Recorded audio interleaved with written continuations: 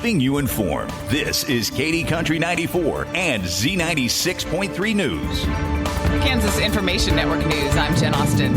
In Great Bend, a group of Jefferson Elementary fifth graders created the Jet Gazette. J.P. Bissett explains. It's a student-run newspaper published every Friday, led by Maverick Wilson, Brock Bauer, and Cody Lanterman. The team writes before school, during recess, and after hours. They cover sports recaps, jokes, book picks, and school events like the Scholars Bowl. The paper even reaches every classroom. The students recently presented their project to the USD 428 School Board, showing how a small idea turned into a school-wide hit. Governor Laura Kelly directed flags throughout the state to be flown at half-staff from sunup to sundown on Sunday in recognition of National Fallen Firefighters Memorial Day. In the announcement, the governor said it's an opportunity to honor Kansas firefighters for their tireless work and ensure their sacrifice will never be forgotten. So flags at half-staff from sunup to sundown on Sunday. The red and blue ribbon is a symbol used for International Firefighters Day, traditionally worn on lapels. This is Kansas Information Network News. The voice of agriculture, Kansas Farm Bureau. President Trump announced a 90-day pause in the reciprocal tariffs in place on many U.S. trading partners. Dave Salmonson, Senior Director of Government Affairs for Farm Bureau, says there was one significant exception to the pause, China, which actually saw an increase in tariffs. We've got a 125% additional tariff on Chinese goods, and they had retaliated and said, well, we're going to put up to an 84% tariff on U.S. goods going into China. Salmonson says expect negotiations to take place in the coming weeks. I think a lot of the countries will be engaging in discussions with the administration, see what kind of a deal they can work out in exchange for, again, reducing their tariffs. Stay tuned to FB.org for the latest updates, and listen again here for more from the Voice of Agriculture, Kansas Farm Bureau.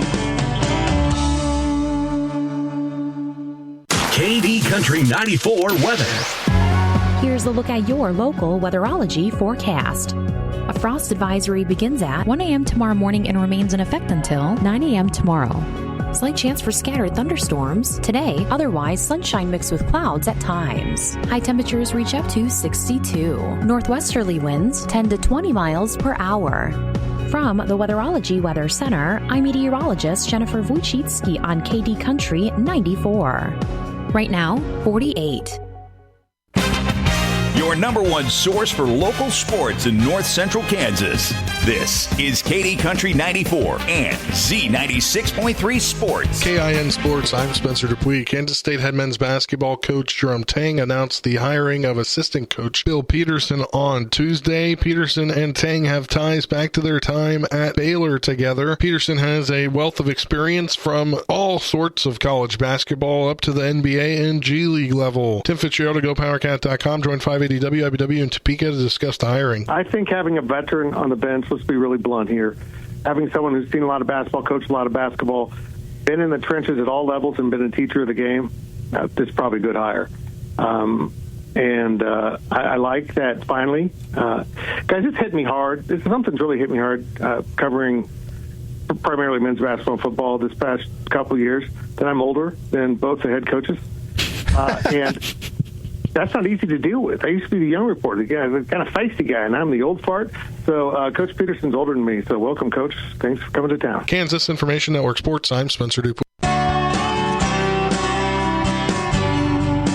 The voice of agriculture, Kansas Farm Bureau.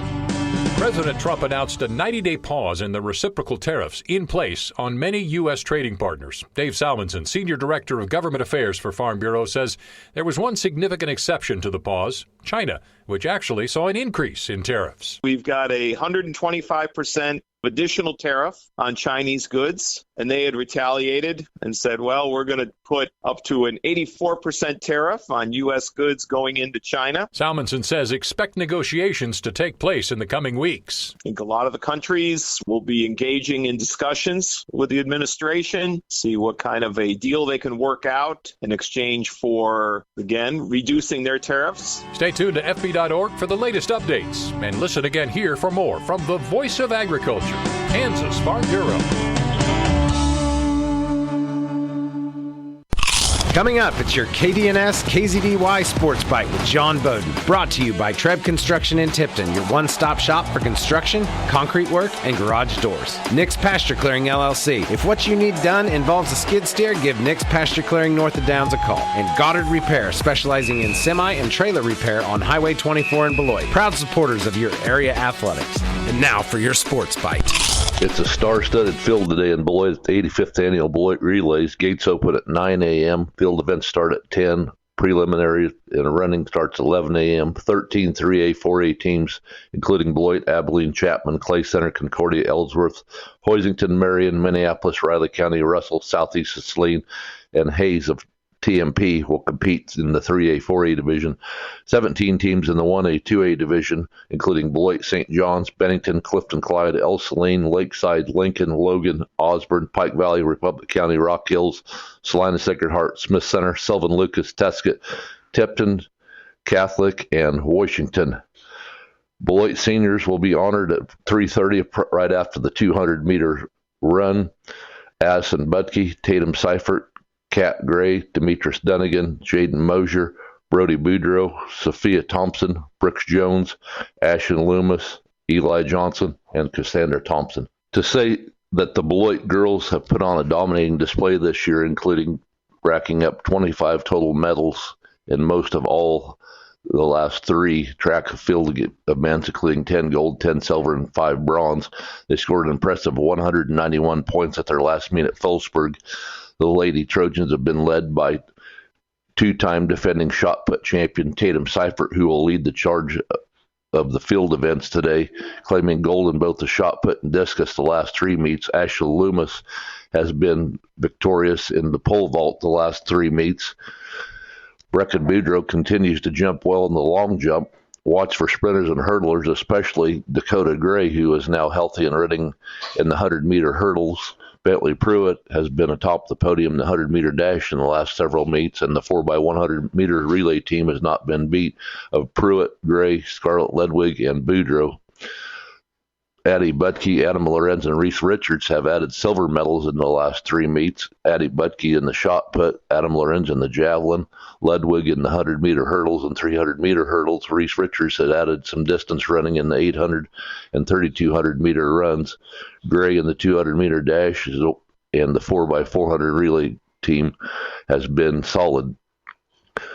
Pruitt in the pole vault, Butke in the javelin, Lorenz in the long jump, and Boudreau in the 100-meter dash have added third-place medals the last three meets. They are contenders to run away with this meet today. The Beloit Trojans have been solid, finishing fourth in three of the last four meets, including 90 points last week at Phillipsburg.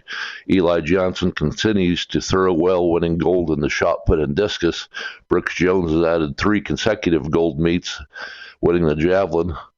And Henry Tice is starting to creep up into the podium with silver medals in the pole vault. Brody Boudreau has been solid in the shot put. Jacob Hand in the 400-meter run, and Parker London the 300-meter hurdles. Watch for the 3A, 4A competition to be Beloit's to take the gold, silver, and bronze in many events today.